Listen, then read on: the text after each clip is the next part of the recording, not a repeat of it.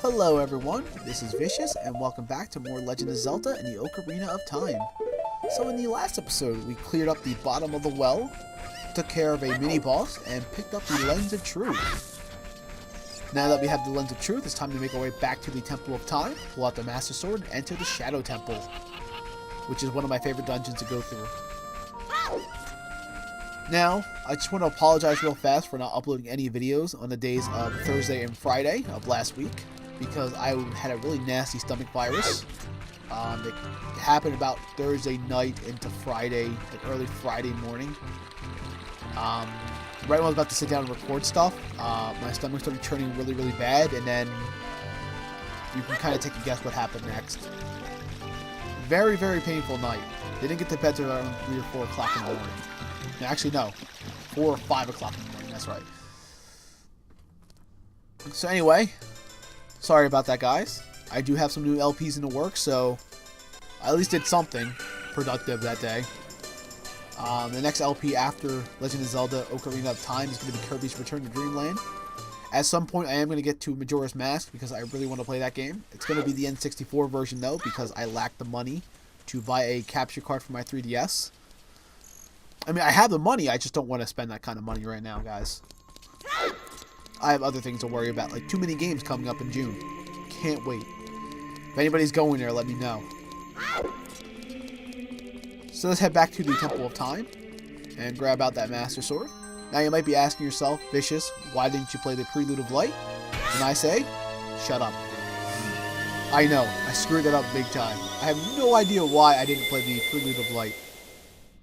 Would have saved me a lot of time and a lot of backtracking, but then again, Kakariko Village to Hyrule Town Market is not that far, so not too bad. So we're going to play that newly acquired song that we got, the Nocturne of Shadow, and we're going to warp ourselves to the graveyard in Kakariko Village. Yeah, sorry if my commentary is kind of like meh. Still kind of early. I'm not fully awake just yet. I'm getting there, but at least want to try to get this episode out early today. It's not going to be out as normal time of 12 in the afternoon Eastern Standard Time. So sorry about that, guys. So anyway, if you don't have Din's Fire, now would be the time to get it, because you can't enter the temple without Din's Fire. Use Din's Fire on the platform here, light up all the torches, and this will open the entrance to the Shadow Temple. Oh, the Shadow Temple. So many fun memories of this place. So many great set pieces and atmosphere. Now, of course, in like A Link to the Past, you really couldn't go crazy with the set pieces and motif of dungeons. I mean, there are some dungeons that have some really, really cool set pieces, but nothing compares to what the 3D games can do. Especially the later on ones, like Twilight Princess or Skyward Sword. And I know a lot of people hate Skyward Sword, but I personally enjoyed it. It did have a very slow start, but I really don't see all the hate for it. The motion controls did not hinder me at all when playing that game. The opening of the game, which was like, it did take some time to get through. I forget how long it was. A lot of people like to say it was like 4 hours. But to me, it wasn't too bad because it did a really, really good job of building characters. Showing you Skyloft, getting used to the mechanics, all that stuff. And once you get past that point of the game, it gets really, really fun. There's a lot of really fun boss fights, a lot of really fun dungeons. The items are amazing. It's just all around really, really fun. And I highly recommend playing Skyward Sword. So something cool about this dungeon is that you'll see the walls that have the blue glowing eyes there.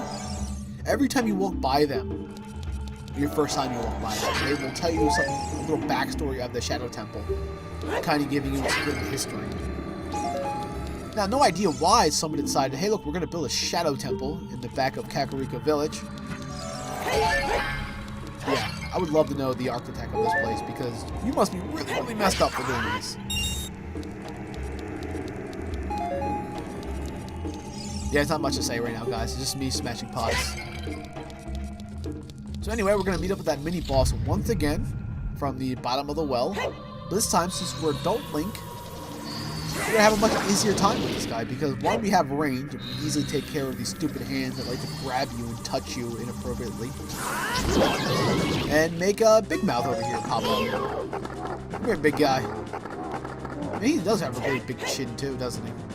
Look at that chin. Smack him on the chin. Yeah. And you actually can't get him to appear until you take care of all the hands again, or until the hand grabs you. So if you try to take care of 2 hands that pop up, you'll have to wait for the other to pop up before you can actually smack him again. He's really picky that way. Anyway, that guy walked right into a spin attack, and that took care of him super quick. See, I redeemed myself from the last episode. I wasn't too bad that time. So anyway, for beating that guy, you're going to get the hover boots, which, to me, don't really hinder my gameplay as much as others. I kind of used them a lot as a kid. I mean, come on, you see a pair of boots called the hover boots, and the first thing you think, oh my god, I'm going to be able to fly, aren't I? No, you just kind of hover for a short amount of time. But, like every game, awesome items have to have some sort of drawback. In this case, the hover boots give you ice mechanics. That's right, the hover boots have no traction whatsoever. So you slide all over the place. I have a feeling it's due to the fact that the bottom of the shoes are made of, I guess, gold? It looks gold. Could just be, metal, some sort of metal. And for that, you just kind of slide all over the place. Or maybe some evil designer is like, hey, look, we're going to stick ice under your boots. And you can slide all over the place. Also, I just want to add something really quick before we continue on with this dungeon here. I came up with a really cool bonus video for this game. It's going to be a 2-part bonus video. I'm not going to say too much about it right now, but look forward to it after the Legend of Zelda Ocarina of Time. I really can't wait to do it because once I found this, I thought, heck, I have to do a bonus video to show off these really cool things that somebody done with this game. So, look forward to that. Anyway, we're going to meet up with our friend, the BMO statue. Because I hate you, BMO statue. I hate you forever. Yeah, in A Link to the Past, I despised the BMO statues because unlike in the Ocarina of Time, you really can't take care of them in A Link to the Past.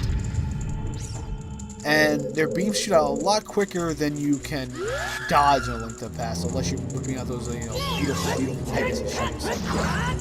Which I would love to see the Pegasus shoes make a return in a 3D Zelda game. That'd be awesome. But then again, it'd be really interesting to see how that would work. Yeah, this little mummy guy here wants to hump my face, but that's not gonna happen. Get away from me, sir! Poking the ball. And you are down for the count. Anyway, for taking care of those 2 mummified re-deads, we're gonna grab ourselves the compass. First, magic pot. Yay! Yes, as you can tell, the traction on these are really bad, but once again, they really don't hinder me as much as others. So, compass. This, of course, will tell you where you are on the map, even though we lack a map. So we're just dots on the screen right now. Look, everybody, I'm a dot! Anyway, come over here and drop a bomb. Blow up that wall there. We can't enter that just yet because we lack the small key, which we're going to get into this room. And this room has a really cool set motif. This, of course, is the 2 Grim Reaper statues swinging the gigantic death slice everywhere. Yeah, really awesome. But of course, we have to deal with some more silver rupees because silver rupees. And the only reason I said death slice is because I was playing Gundam Wing yesterday, so sorry. Not really Gundam Wing, I was playing more Dynasty Warriors Gundam Reborn. I just said Gundam Wing because I like Gundam Wing. Yeah, I just wanted to say it, okay? Can't stop me. So yeah, anyway, for taking care of all the silver rupees in this room and horribly getting your head chopped off there, and getting my head chopped off again. If this was Resident Evil 4, I would have been dead like 400 times over again. Oh god, could you imagine that in Resident Evil 4 having like a room like this? Oh, that'd be evil. Oh, I would cringe every time I would have to go through it. I'm pretty sure some sadistic person out there is making a modified version of Resident Evil 4 to add some sort of nasty death trap in there just to anger somebody. Ugh. Resident Evil 4. I would love to LP that game, but I get so, like, shaky at certain parts in that game because I'm terrified I'm gonna die. Also, I head to the wrong area of the room there. That's the entrance to the room, not the way we're supposed to be going. So I'm going to whip out the bow here, because we're actually going to need it. We're going to take care of some really nasty skulltulas that hide up in the ceilings there. You actually can't see them, even with the lens of truth. So be really careful walking down this area, because they'll just pop out and smack you. Now, of course, with your hook shot or your bow, you easily dispatch these guys. But they're, like I said, they're more annoying because they just pop out and you're not really paying attention. You just kind of want to get through the room. Like, I just want to keep running. And then you keep running and then smack them right into a stupid skulltula. That's kind of why I'm taking my time going down here. And since I still have the hover boots on, I want to make sure I don't slide into it.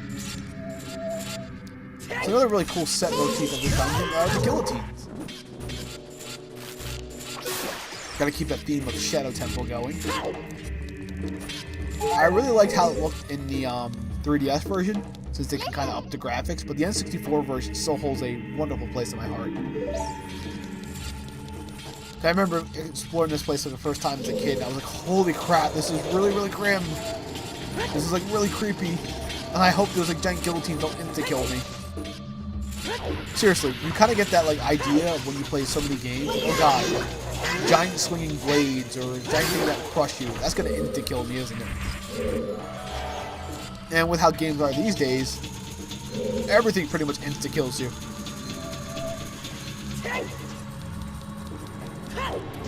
Also, quick time events. Those insta-kill you as well. Seriously, can we get rid of those? Can we seriously just get rid of quick time events altogether? Like, does anybody actually enjoy quick time events? Like, I know they're good for keeping you like in the game and keeping your attention to the game, but like, it's annoying. Like, one of my most hated quick time events are the Resident Evil 4 ones. The Krauser knife fight was the worst thing I ever had to do in a quick time event. So I guess I should be talking about the game and not my rant of quick time events. This room here, of course, we got the Grim Reapers in the middle there again with their gigantic scythes. But you can't see them because you don't have the lens of truth. So if you have the lens of truth, you can see where they're spinning. And of course our goal is to track down some bats and take care of these guys. Now, I'm not a big fan of bats in these really, really dark rooms because you really can't tell where they are. So, yeah, not my most favorite thing about this part, but you kind of have to deal with it. So I'm looking for Navi to lock onto the stupid bat again because I hate this stupid thing. Where'd he go? Mr. Bat, there he is. I see you. Come here, Bat. My aiming is terrible today. Sorry, guys. There he is. That's one bat down for the count. Oh. Yeah, that was probably one of my most annoying things about this game was how you couldn't see some of the enemies because it was too dark and blurry and their colors just matched up way too well. Like, there was that point where you enter the composer's grave and you have to kill those bats before you can enter their room. And you can tell the struggle I had there trying to find out that one stupid bat that was hiding at the entrance of the room itself, so that was fun. Anyway, just dodge under these spinning blades, or just take some damage, whatever you want to do. And get on out of there. Did you really need to go in that room? Not really. Just there. Of course, when I LP a game, I kind of like to explore everything I possibly can. So that's why I kind of explore those rooms you really don't need to go into. Also, just want to make a quick heads up there. Every time you enter this room, these Stalfos there will keep respawning, so you have to take care of them every time. It's a good time to get some practice on Stalfos fighting, if you're not really good at fighting them. Those guys can be really, really tricky, especially when you're going through the Forest Temple. Just because you don't have as much health and you're not as powerful as you can be, unless you decide to pick up the Bagoran sword right away. Which you can actually do. I actually figured it out you can do. I wasn't too sure of that because I always thought, like, hey, look, I should probably have, like, the bow just to take care of, you know, the skulltulas instead of blocking my path. And my first time getting the Bagoran sword, I didn't do until about the... I think it was, yeah, at the time of water temple. Yeah, because I went through the water temple with it. But I remember I was having trouble going through the water temple, and I decided, like, is there anything else I could do to, you know, kind of step away from the water temple and come back? And I saw the Goron Sword side quest. I was like, okay, let me go do that. And so, that's why I have that mentality of doing it right before the water temple, other than doing it right when I become an adult. Because it is fun to show off the Master Sword a little bit. I give that Master Sword some love.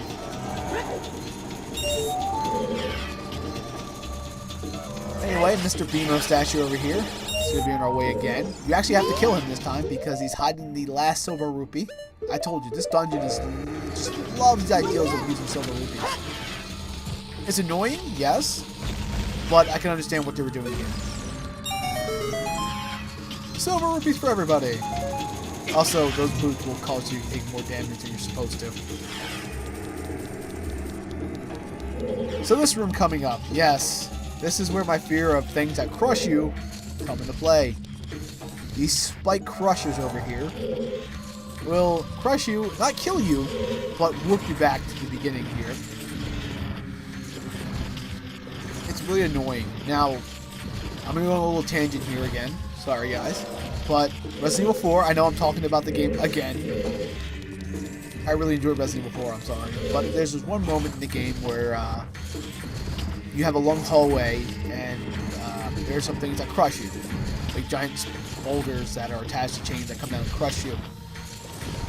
When that scene popped up, this moment just popped in my head where these gigantic spike crushers appear in Ocarina of Time in the Shadow Temple. I was just like, oh god, I'm getting flashbacks all of a sudden. Horrible, horrible flashbacks. Now, of course, this is not as bad as the Resident Evil 4 rock crushers, but as a kid, you're like, crap, what am I supposed to do? A little bit of advice, when you get to this point when you have both spike crushers on the stone there, pull it from the other side. Don't keep pushing it, because if you keep pushing it, the other spike crusher there will come down and just kill you. Well, once again, not kill you, just rub your back and take some damage. That's what I like about Legend of Zelda. Things that should kill you don't really kill you, they just kind of hinder you, and you take some damage. Thank you, Legend of Zelda. Thank you. So, sadly, I actually screwed this part coming up here because I decided to jump off and mistime it. That's okay, because I get through the next part with no problem. That's okay. So this chest over here is a trap, because all it is another blue rupee. Yay. The real chest is over here, actually, the one that contains the small key that we're going to need. This is where I screw up the jump here, guys. I'm like, okay, I can make this jump. I can make it. Nope. Nope. And I get hit. So, if this happens to you, run. Run for your freaking life. Because this part right here sucks. See? So close. I would have died if I didn't roll out of that way. Ugh. The nightmares just keep coming back.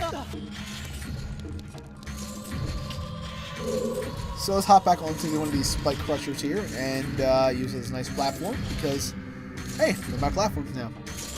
Why not? And we're actually going to grab the small key now. Yay, small key! Yay! And let's grab some parts for our troubles here. Now that we have the small key, we can continue on with the dungeon. Yay! Like I said, I have no problem with this dungeon. I'm not sure if anybody else actually hates this dungeon. I'm pretty sure the more infamous dungeon of this game is the Water Temple. Just because of how annoying it is, and how many times you have to raise and lower the water levels in that place. And the fact that you're equipping the iron boots over and over. But, I don't know, there might be someone out there that hates the Shadow Temple. There might be someone out there that hates the Forest Temple. There might be someone out there that hates the Fire Temple. There might be someone out there that hates the Deku Tree. I don't know. Like I said, I wasn't a big fan of the Forest Temple because it was really, really annoying and confusing at times. So yeah, this room here, if you use the Lens of Truth, will reveal platforms and hookshot platforms. And spikes on the floor. And sadly, I missed that one right there. Kind of sucks, but what are you gonna do? Yeah, they don't give you enough like reach to grab that one, so you'll have to use the hookshot block there to pull yourself up. Now, once you equip the Lens of Truth and turn it on, you'll notice there's spikes in the room. Now, if you have the hover boots equipped, you can just sort of walk over them and you'll hover over the spikes. But if you have the normal boots equipped, you'll just kind of take damage. So be careful when going through this room. It's not fun, but it's not that bad either, because if you have the Lens of Truth, this makes this room super easy. Come over here, kick that open. Hey, look, another blue rupee. Because we need money at this point.